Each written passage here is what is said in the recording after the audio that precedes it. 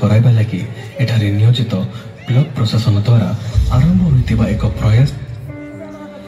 एही योजना द्वारा सेमानंकु मिलिला एक नुआ परिचय। सेमानंकु प्रधानमंत्री ग्रामीण आवास योजना और महात्मा गांधी राष्ट्रीय ग्रामीण निश्चित कर्म नियुक्ति योजना रे मिलिला 16टी सुंदर पक्का घर, पानीय जल पाई 2टी नलकूप, जीविका रे सहायता पाई मिलिला MGNREGS अधीन रे एक चेक डैम, परिमल निमंते स्वच्छ भारत मिशन अधीन रे मिलिला निजस्व शौचालय, गमनागमन और जोगाजोग निमंते